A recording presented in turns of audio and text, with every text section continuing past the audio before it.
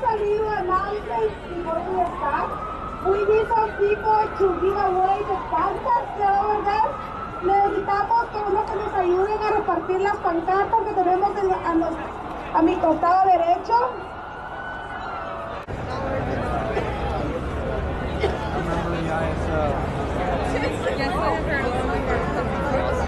Thank you so much. If you're interested in getting buttons or anything, just take off that.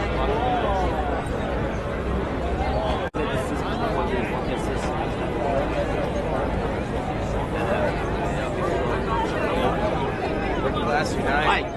Hurrah. This guy looks so familiar. Huh? This guy looks so familiar. Yeah? Yeah, I've seen his face for, what, 29 years when I lived behind the Iron Curtain. Yeah. So behind the Iron Curtain? Yeah, that's where I was born. Yeah, I know, it's a problem. USSR is a problem after Stalin and everything. But Lenin was good, you think? Apart. Yeah, it was. You think so too? That Lenin was good? Yeah, I don't know. Lenin is divided. I'm a bit divided on the concept of the Vanguard Party. It's a bit I'm sorry? 50-50. I can hardly hear you. I'm divided on the concept of the Vanguard Party. The Vanguard Party, you know that concept?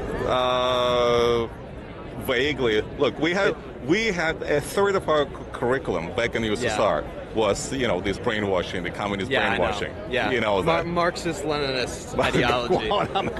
Yeah. I mean, he's Marxist-Leninist.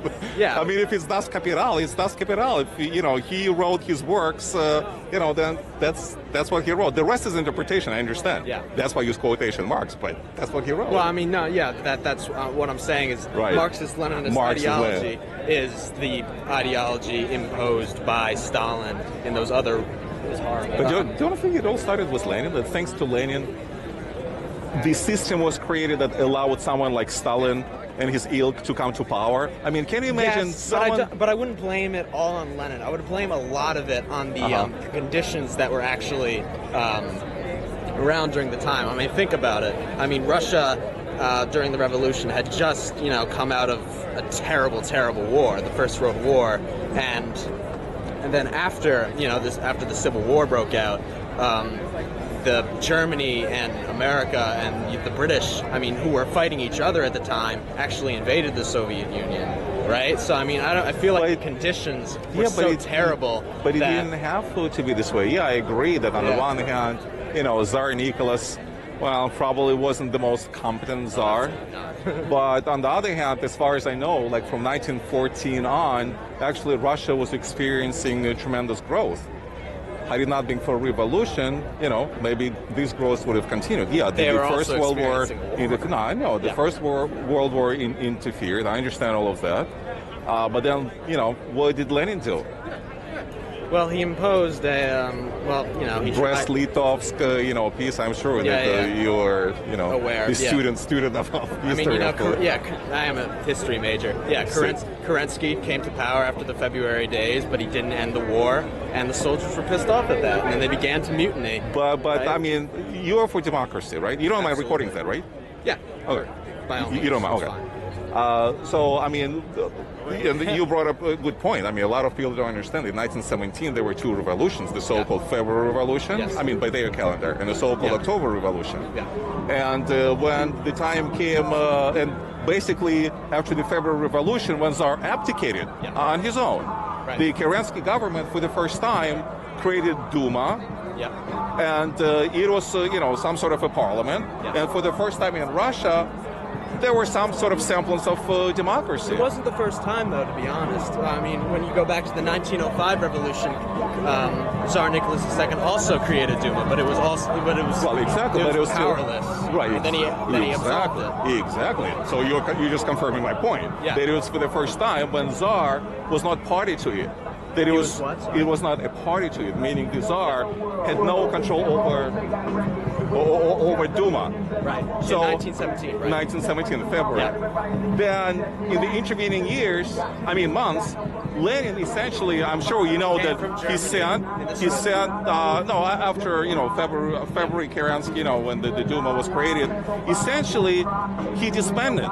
So instead of being part of it, instead of using democratic means, which I'm sure you're supposed to favor, absolved the power of the Soviets. The Soviets were basically all they absolved the workers' power and made them centralized to the Supreme Soviet in Moscow. Yeah, but again, if we talk about this very kind of first steps, when he sent the Kronstadt sailors to essentially disband democratically elected Duma, then the whole revolution started, and then in the end, Trotsky killed the same sailors who thought that they were actually fighting for true democracy and turned out to be a totalitarian regime. Yeah. So that's why that has a lot to do, I believe, not so much with the imposition of communism on Russia.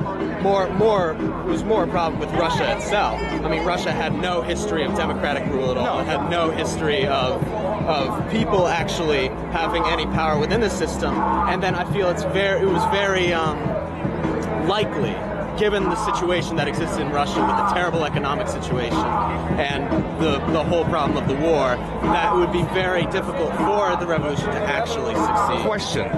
Why aren't you wearing a T-shirt with the portrait of Kerensky or statue of Kerensky as opposed to Lenin? Well, Kerensky didn't end the war. I mean, he wasn't for the proletariat. I mean, I would say he was. And what did Lenin do? Well, what good came out of Lenin's system?